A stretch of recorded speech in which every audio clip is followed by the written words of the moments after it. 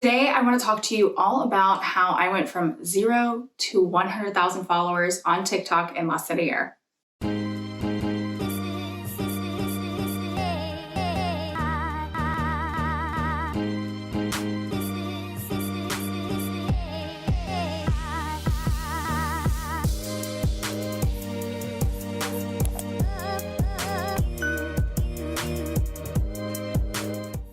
So back in late 2019, I jumped on TikTok just for personal use, just for fun, to see what all the hype was about when it came to this new app, because I had heard about TikTok when it was Musically, but I honestly just kind of didn't care about it. I was at that point already in my mid to late 20s, it was just not an app for me.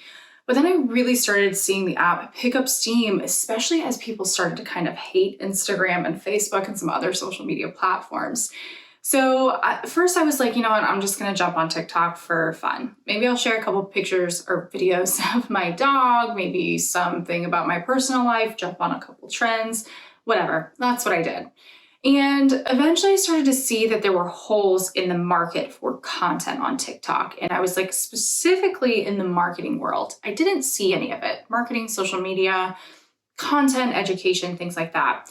So at first, towards the beginning of 2019, I started to kind of just post random tutorials about creating Instagram stories inside of the Instagram app. Now, all I did was like a screen record, like a screen share type of thing, didn't share my face, didn't provide any kind of voiceover, literally just shared my screen and put like a fun song on top of it. And I made them way too long. They were like 60 seconds long. I would lose people. They did not pick up steam at all. And what I noticed, I was like, okay, this quite isn't working. I saw it work for other people, but I was like, this is just not my thing. Even though I love doing this and showing people how to create Instagram stories that are really cute and fun, it just wasn't popping off. So right as I actually started to create a TikTok strategy, the world basically fell apart. It was in March of 2020. And as a business owner, I started to see things shift in my business because of the pandemic. So I knew that I had to do something different. Everybody in the world was freaking out about what was going on, how they were going to survive, not only just life, but how their business is going to survive, things like that. There were so many things going on. And I knew I had to make a pivot. So while, yes, I still focused on Instagram, still focused on my clients, still did all the things I was doing, I started to implement a TikTok strategy. And the very first video that I had that popped off was me talking to the camera just like I am right now. I actually shared 3 tips on, I believe it was like lighting for photos and videos using your iPhone. So I showed people different lighting scenarios, but I talked them through it. I showed my face, and that was the very first video that I had that popped off. Listen, I only had, most of my videos had 100-ish views. This one reached that 1,000 mark. I had 1,000 views. I gained a couple hundred followers. I was super, super happy with that.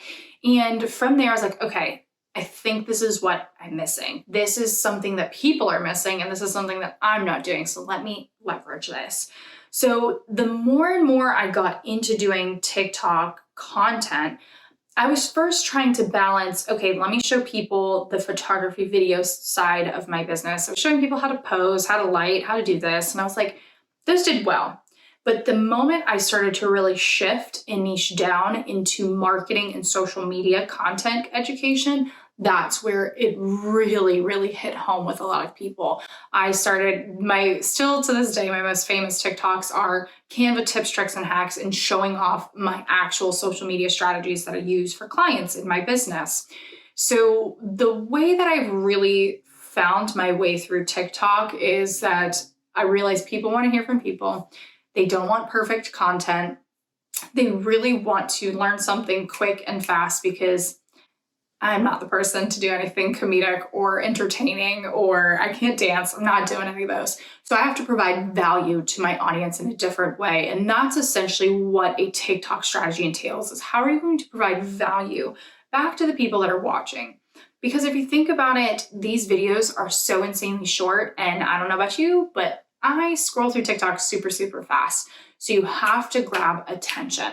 So the very first couple of videos that started to go viral for me, and I could do a whole nother video on what viral means, but essentially what I considered viral is that I was gaining hundreds of thousands of followers.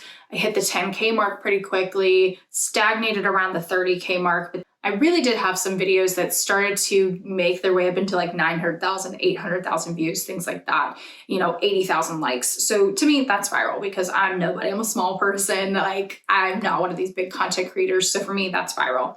So what started to happen for me is I started to notice a few key things, and this is where you guys can learn from me.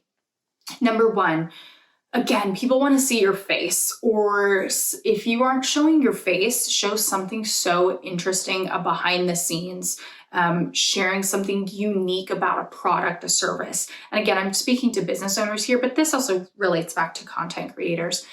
You really do have to grab their attention in the very first 3 seconds. And I do this in a couple of ways. Number one, using my voice. I personally, rather than a trend, I jump on them every so often with the pointing and the music and the this, that, and the other. I flat out give people a headline right in the first 3 seconds using my voice and using text. Canva tips, tricks, and hacks, part 17, how to X, Y, and Z. Or new Instagram feature alert. This is one you don't want to miss out on. Something to hook them in. And the way that I like to think about this is the way that BuzzFeed draws you in, or the way that a blog post or a news article would draw you in to read more.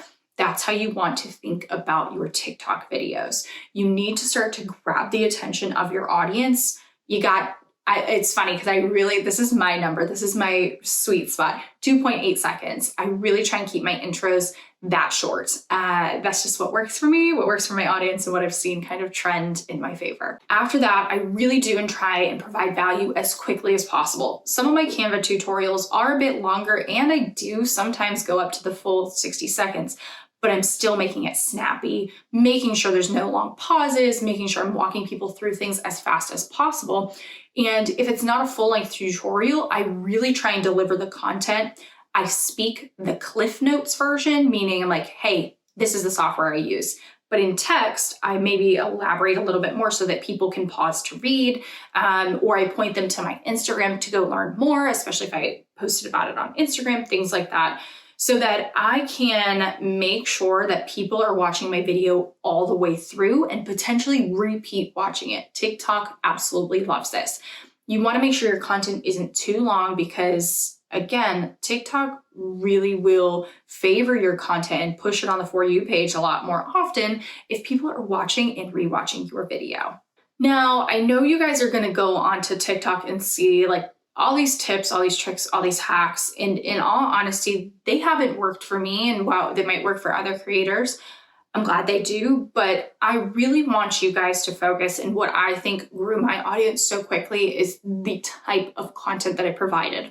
I niched down into providing marketing tips, providing social media tips, content creation tips. Like, that's what I've become known for. I've had people on Instagram tell me I'm the Canva queen, like whatever title you want to give me, that's fine. But what you have to realize is that all these little things of like, I'm sure you've seen these out there, how to get more views on your TikToks. They're like, okay, make sure if you're talking to the camera, still put a trending sound in the background and turn the volume all the way down so that you can show up in that sound. And in all actuality, I've tried it. I've seen it maybe work for other creators, but for me, I would rather provide and spend my time, my precious, valuable time on providing valuable content over trying a tips, tricks, and hacks. That's why I don't use hashtags like I think it's hashtag XYBCA, whatever the hell that hashtag is, or, trying to jam pack your caption with all of these trending hashtags, even if you're not using the trending hashtag properly, or whatever the little like kitschy things are. I personally don't do those. I don't see the value in them. I don't see why am I going to waste my time and energy trying to figure out what these new things are. I'd rather give back to my audience. So that's just, again, a little bit of an unpopular opinion. And for me, I don't focus on all of TikTok's features. So again, in my caption, I really do approach my caption writing and my hashtagging as if somebody were searching for my video.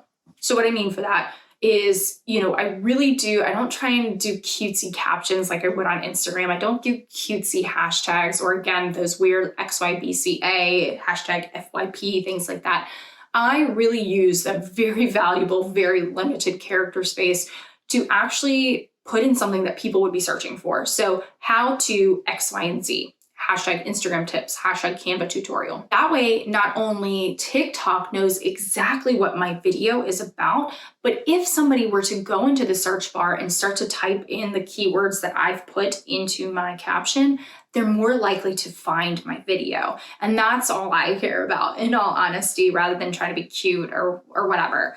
I'm here to make sure my content gives back to people rather than trying to get TikTok famous. And I want to leave you with the last couple of things. And while I believe that TikTok features and, maxing out these tips and hacks and things like that, I don't think they matter as much as your audience does. So what I like to make sure that I'm doing is giving my audience what they're asking for. And I do this in a couple of ways. Number one, I really do, while I can't get to every single comment, and I feel bad about that, but it's overwhelming sometimes, some of the top comments or the comments that people like the most, I'll try and respond to those with a video question. So you know how you can respond to questions with a video on TikTok? I really try and do that.